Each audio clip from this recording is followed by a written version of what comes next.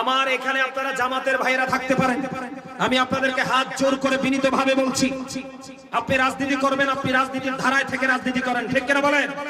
কিন্তু ইসলাম নিয়ে, মুসলমানের ঈমান নিয়ে কি করতে পারবেন না। আমাকে প্রশ্ন করা হয়েছে, হুজুর আপনার হা না ভোট নিয়ে আপনার কি মন্তব্য?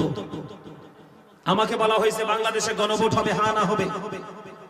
হা না ভোট নিয়ে আপনার কি মন্তব্য? আমি হা না ভোটের পক্ষে নই। কেন হা না ভোটের পক্ষে নই আমি আপনাকে বলি। আপনি যদি হায়ের পক্ষে দেন তাহলে তারা সংস্কার করবে, কথা বলেন। আর যদি আপনি নায়ের পক্ষে দেন তাহলে তারা কি করবে? সনদ বাতিল হয়ে যাবে। কেন আমি হা না ভোটের পক্ষে নই আমি বলি, এটা আপনাদের জেনে রাখা দরকার। সম্মানিত উপস্থিতি, আমাদেরকে বলবে আমরা মূর্খ, আমরা বুঝি না। এই দেশ আপনার না, শুধু আমাদের সবার, ঠিক কিনা বলেন? এই দেশে যত শ্রেণীর মানুষ আছে সবারই বাংলাদেশ, ঠিক কিনা বলেন? এই মহান মুক্তিযুদ্ধের মাধ্যমে আমরা বাংলাদেশ পেয়েছি, ঠিক কিনা বলেন? এই দেশ আমার আপনার সবার, দেশকে নিয়ে ভাবার দরকার সবার আছে। তার কারণ হলো I love my country and country's people. আমি আমার দেশ এবং দেশের মানুষকে ভালোবাসি, এটা আমার প্রেম, ঠিক কিনা বলেন? সম্মানিত উপস্থিতি, আমার দিকে তাকান। এই শেখ হাসিনা নামার পরে বাংলাদেশে অসংখ্য মাজার ভাঙা হয়েছে। যারা আজকে হা না ভোট নিয়ে, যারা আজকে হা না ভোট নিয়ে মাঠের মধ্যে তোড়জোড় চালাচ্ছে, তারা একটা মানুষও কিন্তু মাজারের পক্ষে কথা বলে না।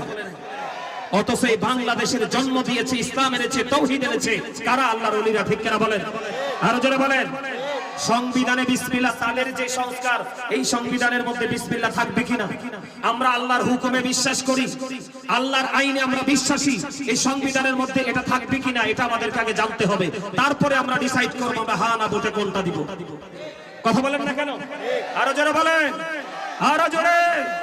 সম্মানিত উপস্থিতি, এই যে কয়েকদিন আগে একটা ছেলেকে হত্যা করা হয়েছে, হাদিকে মারা হয়েছে না? কথা বলেন না কেন? হাদিকে মারা হয়েছে, হাদির বিচার হয়েছে।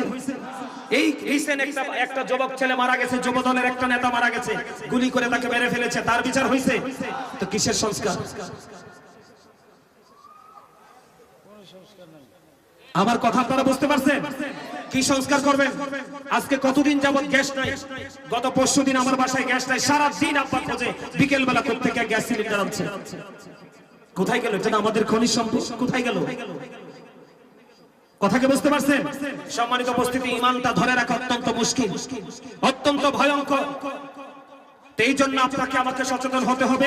এই দেশ বাঁচাতে হলে আপনার সবাইকে ঘুম থেকে জাগতে হবে।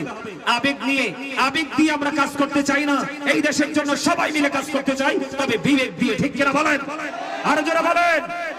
আবেগ কিছু সময় টিকে, আবেগ কিছু সময় টিকে, কিন্তু বিবেক চিরজীবন অমর।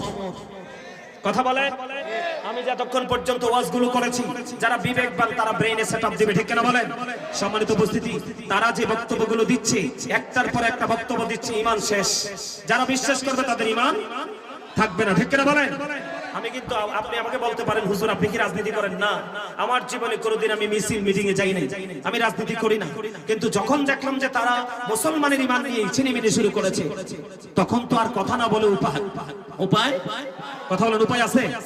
এই জামাতের একজন নেতা এমপি প্রার্থী, তার নাম ফয়জুল হক না কি জানি, সঠিক বলতে পারবো না। সে একটা উঠান বৈঠকে গেছে মানুষকে দিনের দাওয়াত দিতে। কি দিতে? যাইয়া বলতেছে সে সারা জীবন পাপ করছে, কিন্তু এখন যদি সে বিড়ি টানতে টানতে, স্মোকিং করতে করতে কেউ কি যাইয়া বলে যে তুমি দাঁড়িপাল্লায় ভোট দাও, এই কথাটা বললেই নাকি তার সব গুনাহ মাফ। কথা বলেন, এগুলো কি মুসলমানের কথা? এই মদ, জুয়া, জিনা, ব্যভিচার, গান, বাদ্যযন্ত্র, এইগুলোর পাশাপাশি আমাদেরকে এই জায়গাগুলোতেও সচেতন থাকতে হবে, ঠিক কিনা বলেন?